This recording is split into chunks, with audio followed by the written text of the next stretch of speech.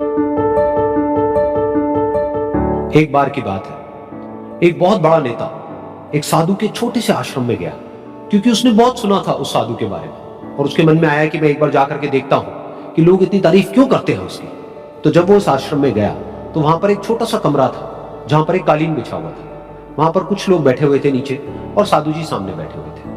कुछ सवाल जवाब चल रहा था। तो जैसे ही वो अंदर गया, वो अकेला नहीं था, उसके साथ में 4 बॉडीगार्ड्स भी थे और उसको ये आदत थी कि जहां पर भी वो जाता था लोग अपनी जगह से खड़े हो जाते थे, उसकी तरफ देखते थे, हाथ जोड़ते थे, अपना सर झुकाते थे। लेकिन यहां पर ऐसा कुछ भी नहीं हुआ। साधु ने उसकी तरफ देखा तक नहीं, क्योंकि वो साधु किसी के सवाल का जवाब दे रहे थे। लेकिन नेता को इस बात पे गुस्सा आ गया। नेता को लगा कि ये मेरी बेइज्जती है। तो उस नेता ने साधु की बात को बीच में ही काटते हुए थोड़ा गुस्से से कहा, मैं आपसे कुछ कहना चाहता हूं। साधु ने उसकी तरफ देखा और बोले, आप थोड़ी देर रुकिए, पहले मैं इनके सवाल का जवाब दे लूं, उसके बाद में मैं आपसे बात करूंगा।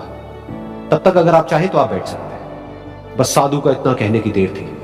नेता का चेहरा गुस्से से लाल हो गया और फिर उसने अपना सारा गुस्सा उस साधु के ऊपर निकाल दिया। अभी तक वो नेता बहुत ही तमीज से बात कर रहा था, यानी कि आप कह करके बात कर रहा था। अब वो तू तड़ाक पे उतर आया। नेता ने उस साधु को कहा, तुझे पता भी है मैं कौन हूं और तू किससे बात कर रहा है? साधु ने उसकी तरफ देखा और कहा, मुझे इससे कोई फर्क नहीं पड़ता कि आप कौन है, लेकिन आप जो कोई भी है, अगर आप चाहते हैं कि मैं आपके सवाल का जवाब दूं या आपसे बात करूं तो आपको कुछ देर रुकना होगा। और साधु के ये कहते ही नेता गुस्से से पागल हो गया और वहीं सबके सामने चीखने चिल्लाने लग गया, अब मैं तुझे तेरी असली औकात दिखाऊंगा। तूने मुझसे पंगा लेकर के ठीक नहीं किया।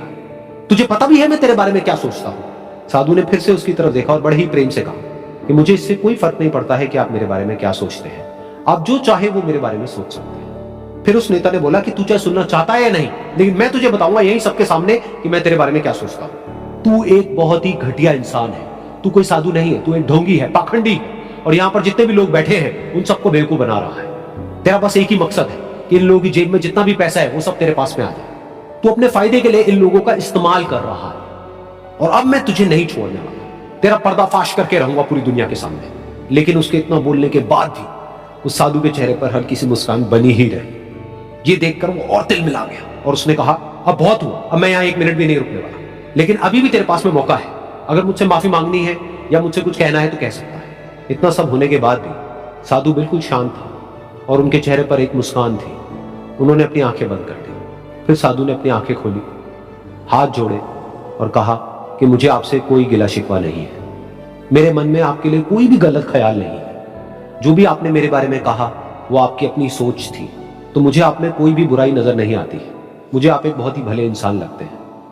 और साधु के इतना कहते ही नेताजी का दिमाग 7वें आसमान पर पहुंच गया। उनके चेहरे पर एक अजीब सी खुशी थी, क्योंकि उस साधु ने वही कहा जो बाकी सब लोग उस नेता को कहते हैं।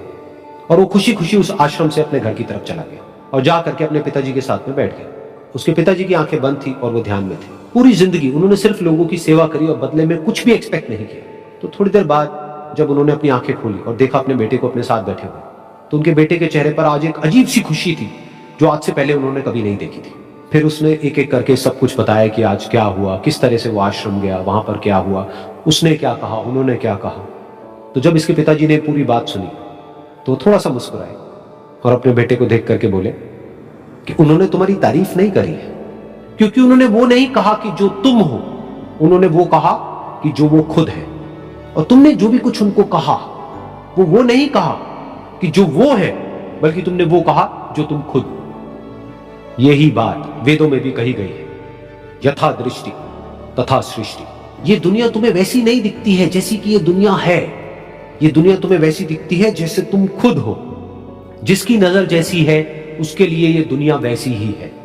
तो अगर तुम अपनी दुनिया को बदलना चाहते हो तो उसका सिर्फ एक तरीका है, अपनी नजर को बदलना।